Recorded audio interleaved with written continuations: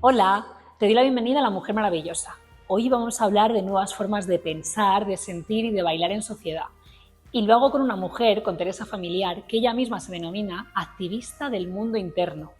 Lo hago aquí en Muchacha, un sitio precioso que puedes descubrir, está lleno de flores y de cosas bonitas y te invito a que vengas. Y antes de pasar a la conversación, te recuerdo que tengo un taller que voy a lanzar en enero para compartir herramientas donde conectar con lo que ya eres, con tus propias fortalezas y con tus valores, los tuyos, no los de otros. Y ahora sí, ha llegado el momento de que escuches esta conversación tan maravillosa.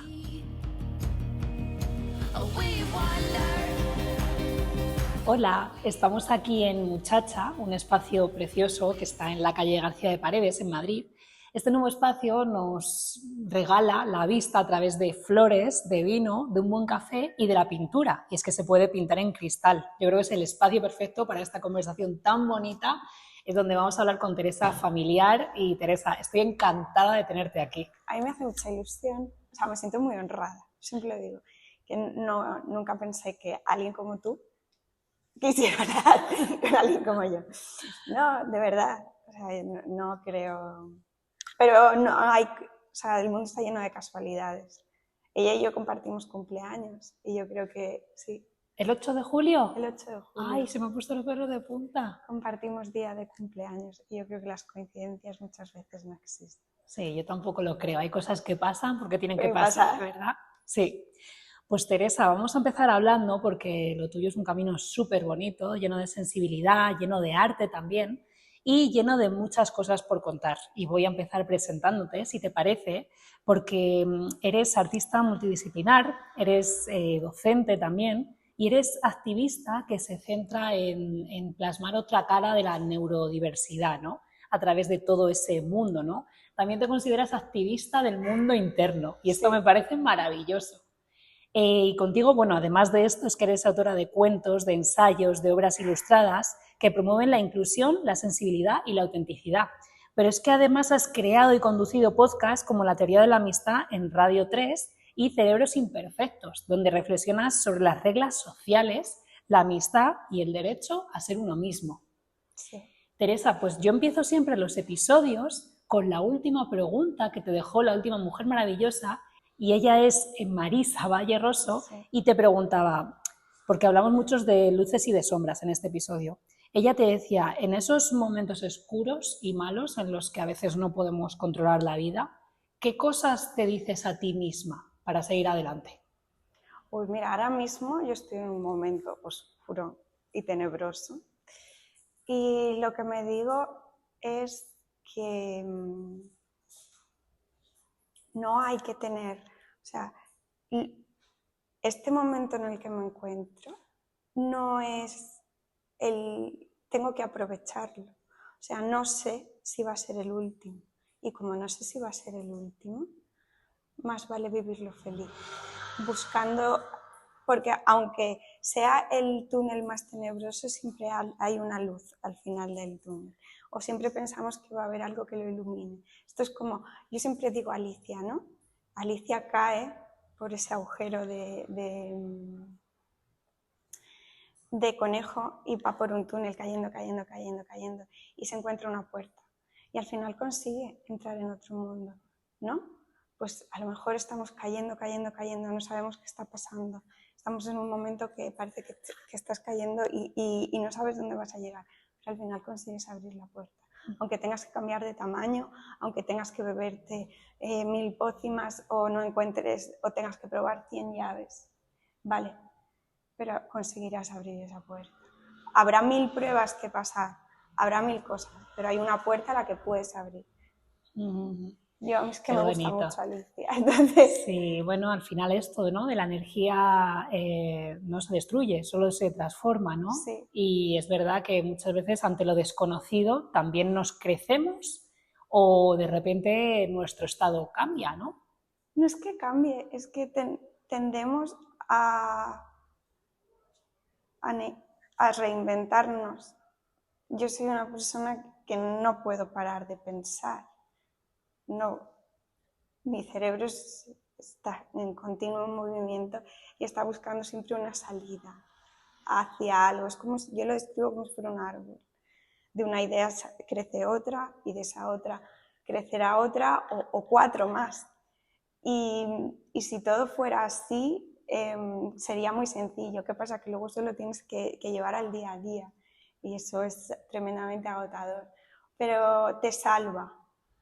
Yo vengo de estar, o sea, este es el primer viaje que hago fuera de lo que es mi zona de confort, después de 5 operaciones. Y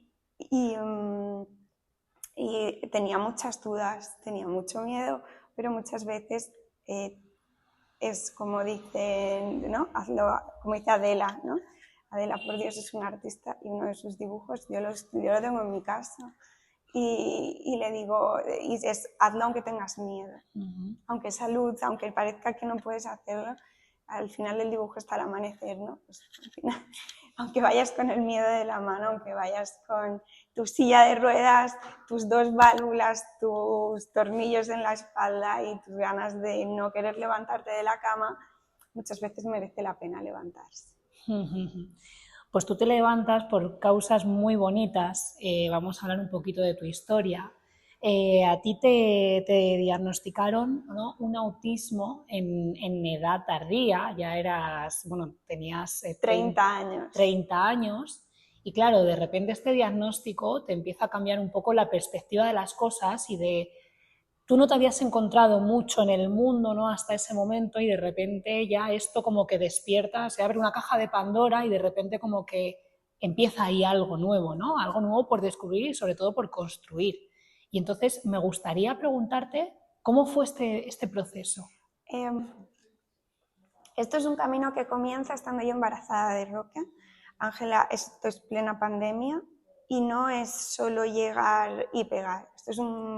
Yo sabía que mi hija tenía algo, que le pasaba algo, pero Ángela tenía sonrisa social. Al tener sonrisa social, como definen los neurólogos, es mucho más difícil, pero es que el diagnóstico de autismo en niñas es muy difícil. Tienes que ir a alguien que haya diagnosticado a mujeres antes.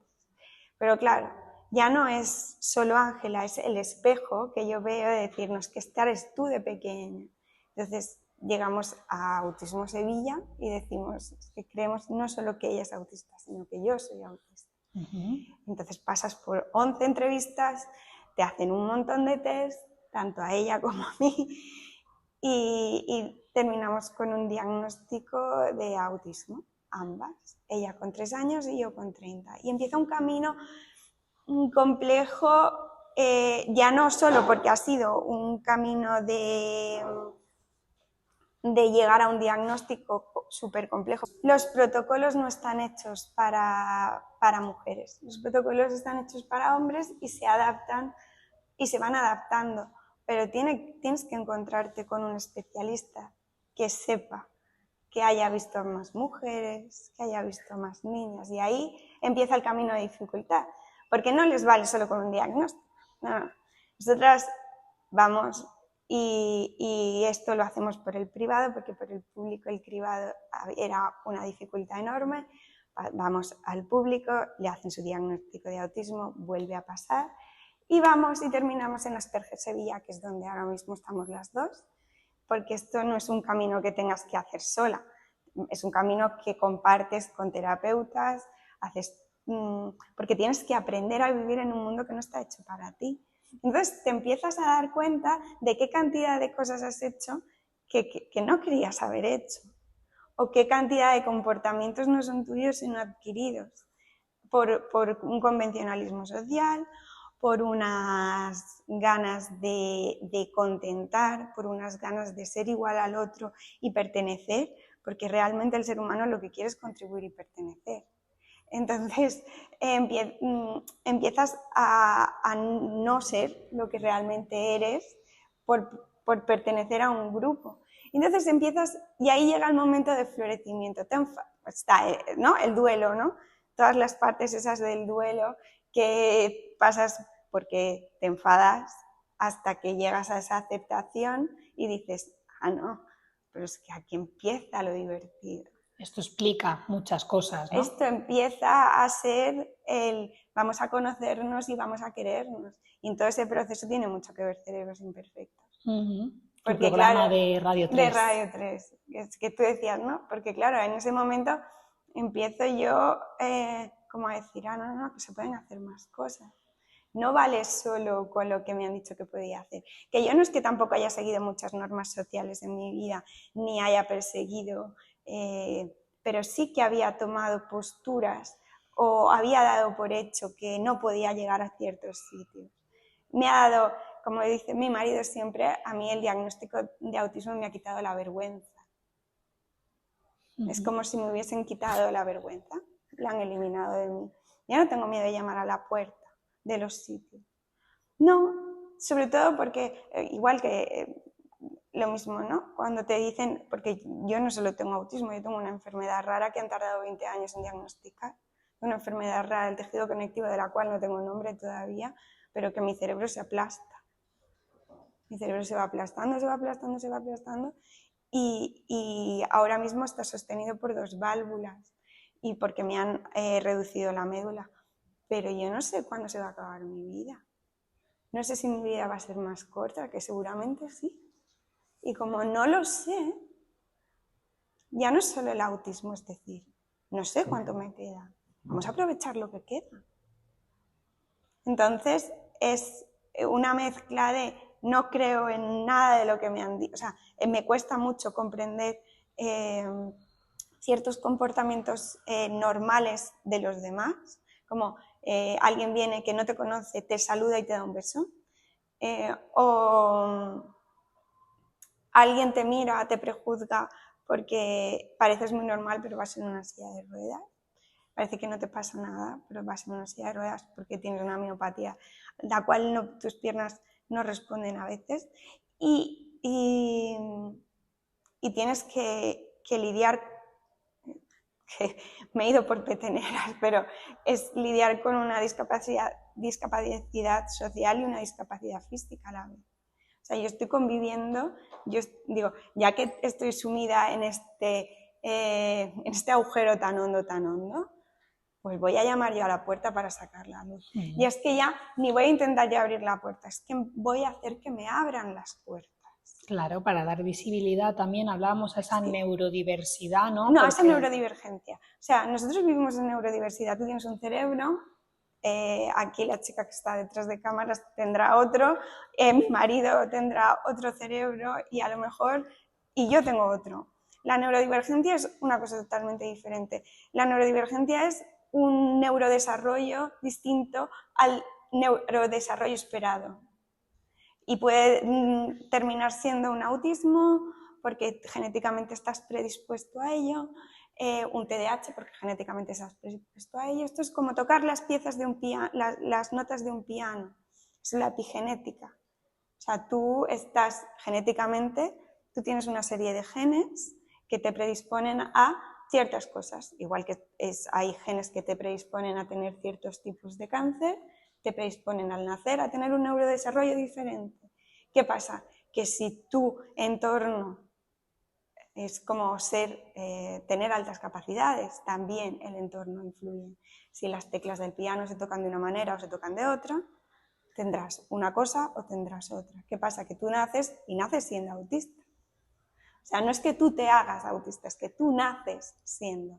Y porque tu desarrollo cerebral es diferente y va, aunque nazcas con tu cerebro al 60%, porque ningún humano va a nacer con su cerebro al 100%, porque si no, no cabría por el canal del parto.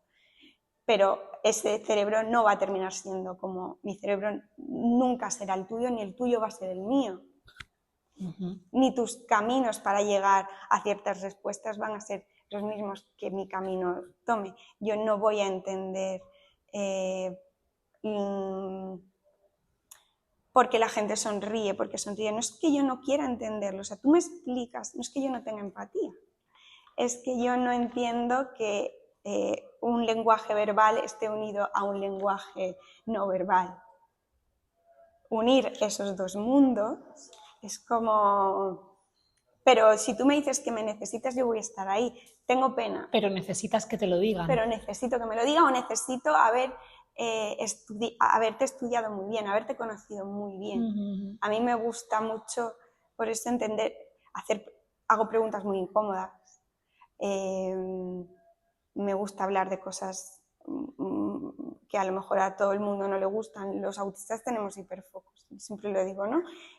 Terminas estudiando muchas carreras porque te terminan gustando muchas cosas. Entonces haces 1000 cursitos, 1000 diplomitas. Si tú vieras mi currículum, 1000 cursitos, 1000 diplomitas, 2 carreras y 3 másters, y entonces, porque te gusta hiperespecializarte, te gusta tanto algo que se convierte en tu mundo por un tiempo, te sumerges. Pero es muy interesante esto que dices, porque, por ejemplo, dices que no entiendes a lo mejor o que te cuesta más entender, por ejemplo, el doble sentido o el sarcasmo que me preguntabas, sí, que me contabas antes. Digo, también esto es muy interesante que hablemos de esto, porque esto también ayuda mucho a la gente a entender a una persona con esta condición. Claro, ¿no? Porque tú estás acostumbrado a ver al estereotipo de autista, que además ese es el estereotipo que muestran en la tele. Hombre blanco, normal, con sus características de rectitud, con un tono de voz concreto, con una serie de patrones, ¿no?, que nos ayudan como a reconocerlo, pero la mujer autista no tiene esos patrones, porque la mujer autista lo que ha hecho es enmascarar, se ha dedicado a querer intentar imitar. Entonces lo que te vas colocando son máscaras que te ayudan, porque la mujer es social por naturaleza. La mujer entra dentro de ese constructo social y al tener esas ganas de... O sea, además tenemos más ganas de contribuir y pertenecer. Y nos dicen que tenemos que contribuir y pertenecer y calladas. Entonces nos quejamos menos. Al quejarnos menos, tenemos ganas como el título este de Be Kind, sé amable, ¿no? Tenemos ganas de agradar, entonces no decimos nada y no luchamos por ese diagnóstico, porque es que las mujeres al final, las madres, tenemos que luchar por el diagnóstico de nuestros hijos y esto es una batalla que termina cansándote. Y eso, pues eso, yo lo que he ido es quitándome esas máscaras, eso que íbamos diciendo, ¿no? Es que vas como quitándote esas cosas que has ido adquiriendo y ya si no tengo ganas de mirar a los ojos, no te miro, porque yo no tengo ganas de mirarte a los ojos, porque me cuesta mantenerte la mirada, porque es un cansancio que voy a tener después. Entonces también es una parte de cuidarme a mí misma. Y yo, cuando hago una entrevista, siempre aviso antes, más se busque ni te mire, pero no quiero que te sientas mal. Es porque realmente me cuesta y para poder mantener una conversación agradable contigo no voy a mirarte a los ojos, pero no es porque no quiera, sino porque no puedo y aún así voy a cuidarte durante todo el tiempo. Exacto. Sí, ¿no? Que a lo mejor si a lo mejor no entiendes, ¿no? Esas formas de pensar o de sentir... Pero yo tengo que explicarme. Porque tú no te tienes que explicar cuando te acercas a mí y me das un beso. Ya, bueno, eso está más socialmente aceptado. Sí, exacto, ¿no? Hay cosas que están socialmente aceptadas y que hacemos todos. No sabemos muy bien por qué. Ciertas cosas incluso también nos incomodan, ¿eh? Porque, por ejemplo, los 2 besos... ¿Y por qué no me das la mano? Que es como que hay más distancia social. Claro, ¿Porque eres mujer? Sí, hay cositas ahí que que nos incomodan un poquito a todos y sería como mucho más quitarse esa capa y decir, oye, yo prefiero mantener cierta distancia porque todavía no nos conocemos. Sí. Pues me parece muy interesante esto y sobre todo hemos hablado de empezar a quitarte capas ya para sentirte más cómoda en el mundo en el que habitas y sobre todo saber ese diagnóstico. También yo creo que te ha tenido que hacer reconciliar con partes de ti que antes quizás... Estaba muy enfadada. Yo muy enfadada y me hablo muy mal y sigo haciéndolo. Es un trabajo que sí, o sea, yo sigo trabajando mucho en mí porque creo que aún puedo sacar más de lo que hay aquí dentro. Pero me he castigado mucho por ser quien soy. Por no... la típica frase, ¿no? Si fueras más normal, las cosas serían más fáciles. En el cole, en ciertos círculos, si fueras más normal, las cosas serían más fáciles. Ujú. ¿Y por qué? ¿Quién ha dicho que es lo normal? Claro. ¿Quién te ha dicho a ti que esto es más normal que lo otro? ¿Por qué? Porque es la mayoría. Y es más justo que sea la mayoría, tenemos que sufrir. O sea, y no es enfadarte, es decir, yo por eso intento tratar a todo el mundo con la mayor dignidad posible, con la mayor ternura posible. A mí una cosa que me parece muy interesante es que yo creo que muchas veces intentamos dar forma también a las emociones. Y esto lo he hablado contigo el otro día, precisamente en la llamada, Sí. y es como que parece que si pasa, hay un estímulo, como que la tristeza solo se puede plasmar de una determinada forma, ¿no?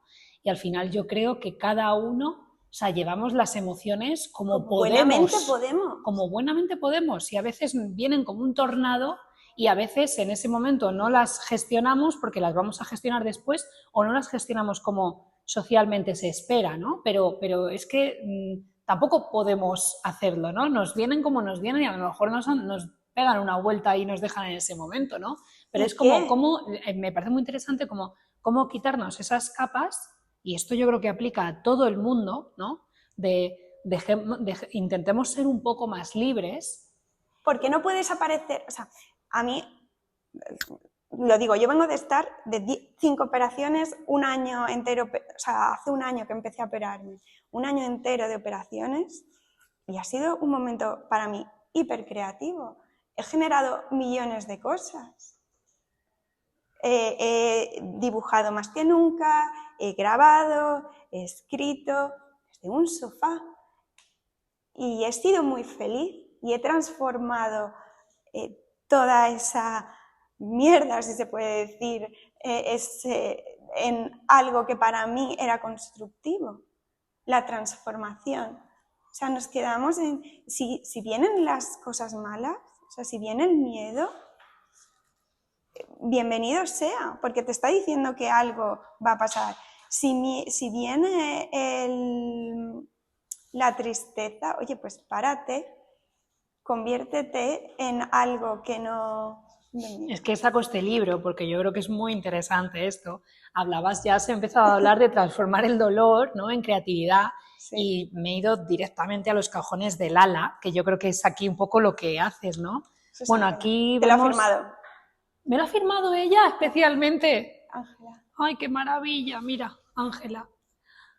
Ángela es su niña y debe de ser un amor. O sea, no la conozco, pero entiendo que también te ha enseñado muchas cosas, ¿no? Ella a ver la vida. Es muy sabia. Aquí este libro me emocionó mucho cuando escuché la primera vez la historia, y es que tu niña interpreta la realidad con sus cajones, ¿no?, en la cabeza. Y entonces, bueno, cuéntame un poco más. Bueno, un día estaba muy nerviosa, ¿vale? Y, bueno, como toda madre de niño neurodivergente, yo creo que sí, o sea, niño con algo especial o con alguna discapacidad, tú cuando empiezas en el colegio intentas que entiendan a tu hijo, porque tú lo entiendes y tienes mucho miedo de que no lo vayan a entender y no lo vayan a atender como realmente, porque no se vaya a comportar como esperan. Porque claro, los niños son niños y no entienden de convencionalismos. Los convencionalismos los vamos adquiriendo con la edad. Y entonces yo escribí una historia de cómo era Ángela, lo que le gustaba a Ángela. Y su hermano es que la llama Lala. Entonces es un poco como, ¿no?, una manera. Y entonces un día ella muy enfadada me decía, es que como que yo no la estaba entendiendo, tenía 3 años, era muy chica. Y me decía, es que se me ha abierto un cajón en la cabeza, que sale que me recorre el cuerpo y se abre un cajón en la barriga y se expande por todo el cuerpo un montón de cosquillas. ¿Qué emoción es esa para ti? A mí me viene a la cabeza el miedo o el enfado. Estaba nerviosa. Ah, claro. Estaba enfadada y nerviosa. Es que ella quería hacer una cosa, pero no sabía cómo explicarme que no podía hacerlo porque estaba nerviosa. Porque esos nervios que te entran en la barriga cuando tú se ha abierto ese cajón de la cabeza, yo tampoco lo entendía al principio. O sea, me ha abierto un cajón en la cabeza que me ha llevado a la barriga y se ha abierto un cajón en la barriga y se ha extendido por todo el cuerpo como un calambre, como unas cosquillas. muy conectada también con el efecto corporal, ¿no? Claro, tú lo sientes todo, es como un poco Kandinsky, es como un poco, Kandinsky era un artista que sentía lo que pintaba, sentía los colores, ¿no? Es un poco eso, sientes, abren la puerta, yo muchas veces siento el sonido, cuando los autistas nos duele el sonido, te tapas los oídos porque te llega a doler. Un sentimiento puede llegar a doler físicamente. Pues a nosotros, imagínate no entenderlo. O sea, tú imagínate que tú estás sintiendo miedo y no sabes que estás sintiendo miedo. ¿Cómo de terrorífico puede llegar a ser ese miedo si no lo entiendes? Sí, alguna vez me ha pasado, ¿eh? O sea, te lo tengo que decir. Algunas veces yo misma incluso, a veces tengo un poquito de pérdida o desconexión con las emociones, ¿no? Me despistan un poco. Pero bueno, seguimos adelante y es lo que podemos hacer. Pues sí. Yo me he empeñado en que tenemos que querernos tal cual, con esa desconexión, con ese no entendernos, y también intentar que nos entendamos. Porque muchas veces yo puedo no entender tu miedo, no puedo entender por qué tienes miedo, pero sí me puedo sentar al lado tuya. Eso es súper importante. Y acompañarte en ese miedo. O puedo no entender tu alegría, pero puedo alegrarme contigo. O celebrarlo contigo. Y hay una cosa que nosotros hemos hecho desde siempre, que es celebrar. Celebrar las pequeñas batallas, los pequeños... no batallas, a mí no me gusta hablar de batallas, no me gusta hablar dentro de las enfermedades como si fuera una lucha, porque no son batallas que se ganan y se pierden, son caminos que se transitan.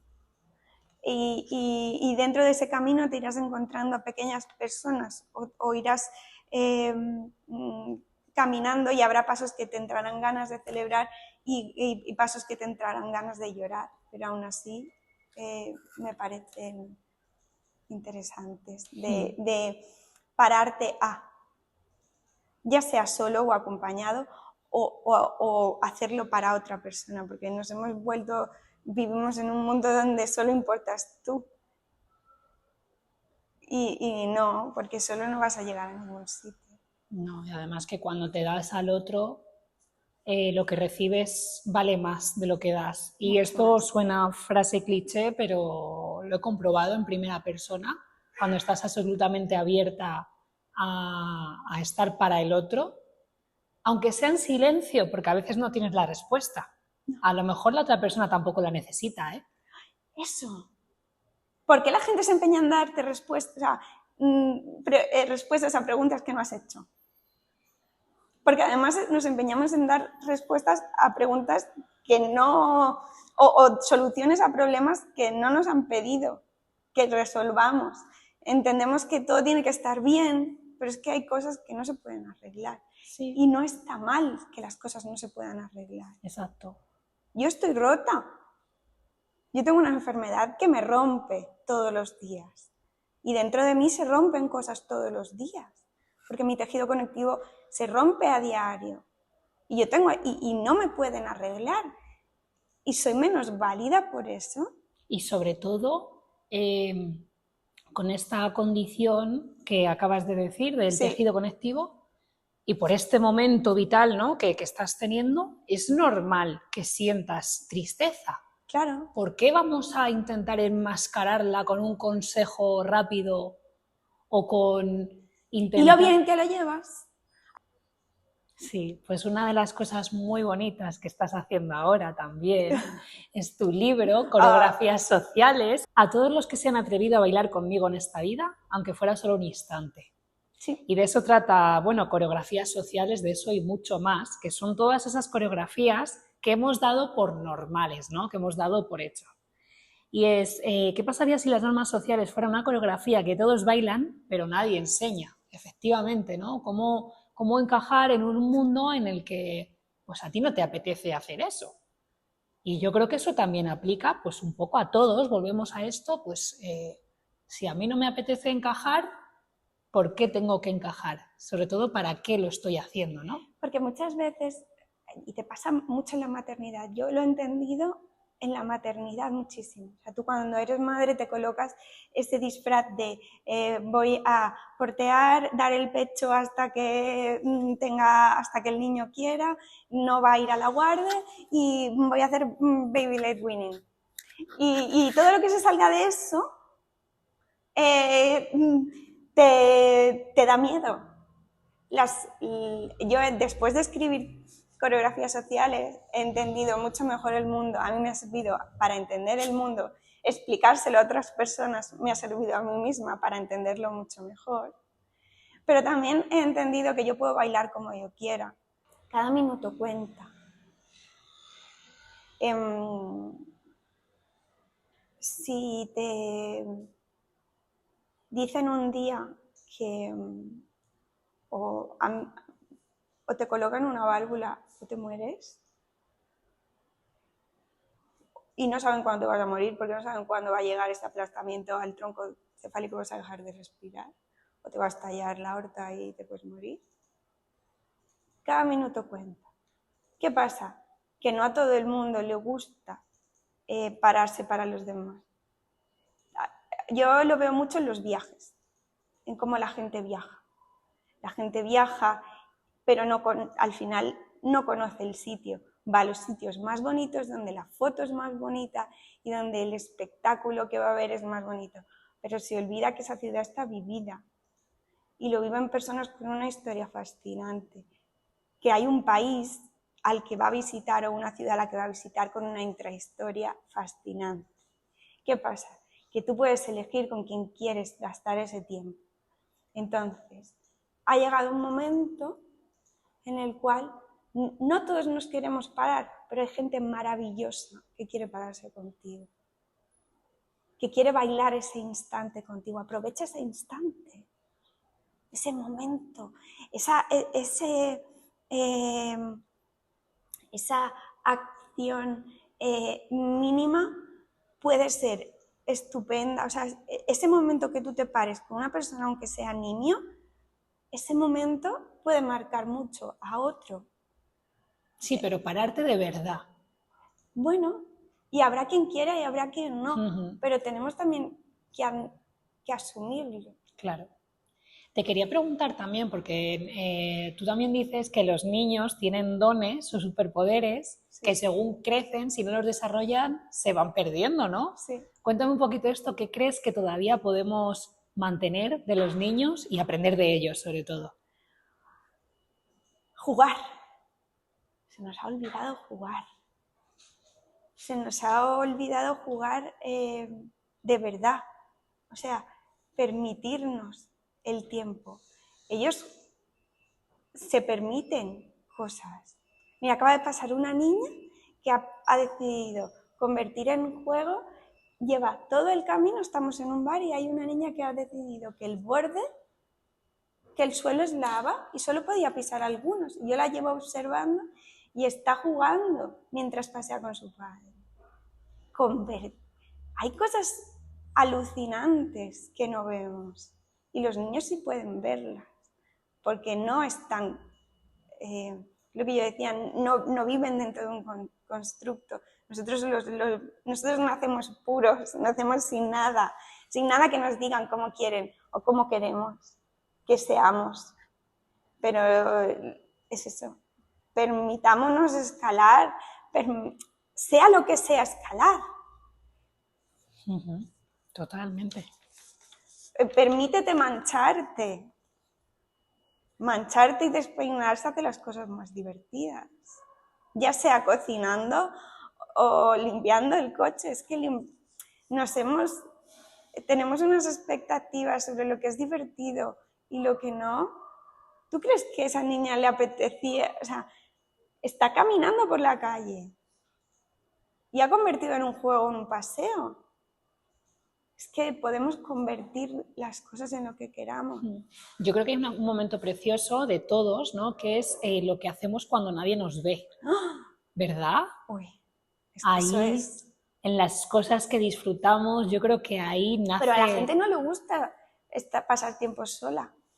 Le tiene mucho miedo a pasar tiempo solo, porque no sabe disfrutar, le da miedo. O incluso cuando, aunque la actividad sea con más gente, pero yo creo que el potencial y lo que se conecta con uno cuando está haciendo lo que le gusta, eso es maravilloso. Sí, porque además como que le cambia el color de la cara. Totalmente. La mirada, el color de la cara, la sonrisa, la manera que tiene de moverse, incluso el tono de voz, Sí, no estás pensando en cómo se te está viendo socialmente. Pero claro, eso tú. Ya. Yo no. Yo he tenido que dejar de mirar al espejo porque tengo miedo de que mi cara y mi cuerpo no estén expresando lo que mi voz y mi sentimiento. Porque los autistas hablamos de manera... Por ejemplo, mucha gente me pregunta, ¿pero tú de dónde eres? Porque tú eres de Sevilla, pero no tienes acento. Como dice mi marido, tú tienes acento autista. Una voz, un sonido de voz muy llano, muy dulce, porque lo que has aprendido es a un tono de voz que a ti como persona no te molesta. Has adquirido eso para que ni tú misma te molestes. Y hay muchos autistas que hablamos igual. Tenemos un acento neutro, incluso ha adquirido de países que nunca hemos visitado. Pero yo muchas veces me da mucho miedo decir algo con mi cuerpo que no quiero decir, como esa microexpresión, porque no las manejo. Para poder escribir coreografías sociales yo me estudio muy bien a un señor que se dedicó a viajar por el mundo e intentar ver qué gestos teníamos comunes a distintas emociones. Y este hombre se llama Paul Ekman. Y hay como microexpresiones que nosotros hacemos siempre, ya sea cual sea nuestra cultura, desde los mosquimanos a nosotros cual europeos, ¿no? Españoles, ¿no? Y son todos iguales. El miedo se expresa de la misma manera, la alegría, la pena, todo diferente, excepto la gratitud. La gratitud no se expresa igual en las mismas, es diferente. Y a mí como persona es una cosa que me da mucho miedo. Yo a este hombre lo estudié mucho en su momento porque yo era consciente, porque la gente no me entendía muchas veces. Esto antes de saber que era autista. Yo este hombre lo empecé a estudiar hace cerca de 15 años o 20 años, porque me llamaba mucho la atención que yo no era la gente no llegaba a entenderme bien o había malentendidos en mi comunicación, porque lo que yo expresaba era distinto a lo que yo quería decir. Y cuido por eso mucho eso. Vale. Bueno, pues has dicho gratitud y con esta palabra me voy a quedar para darte las gracias por esta conversación tan preciosa donde hemos intentado dar visibilidad a otra forma de pensar, ¿no? Y yo creo que es interesante que todos podamos hacer un poco esa reflexión para entender que no solo existe una forma de pensar. Así que con esto me encantaría decirte dos últimas preguntas, ¿vale? Que son las que siempre utilizo para cerrar todos los episodios. Y la primera es, ¿cuál sería la pregunta que tú le dejarías a la siguiente mujer maravillosa? ¿Qué querrías hacer si nadie te estuviera viendo? Wow, vale, muy bien. Pues la siguiente es para ti. ¿Cuál sería el consejo que te darías a tu yo de hace 20 años? Que dejara pasar el tiempo. Que aunque el tiempo no todo lo cura, pero sí lo coloca en su lugar. Muy bien. Pues nada, Teresa, muchísimas gracias por esta conversación tan bonita. Gracias por haber venido, porque sé que has venido a posta hasta Madrid y darte las gracias. Espero que sigamos hablando virtualmente, por lo menos. Seguro que sí. Y de verdad, gracias. A ti.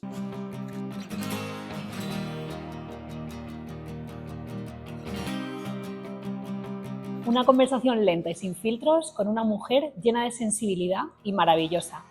Así ha sido este diálogo con Teresa Familiar, que me llevo muy dentro. Y antes de despedirme de ti, me gustaría recordarte que en enero voy a lanzar un taller con herramientas para conectar con lo que ya eres, con tus fortalezas y con tus valores. Puedes enterarte de todo en mi newsletter lamujermaravillosa.substack.com o metiéndote en la web lamujermaravillosa.com. Y nada más, espero que hayas disfrutado tanto como nosotras de este café lento.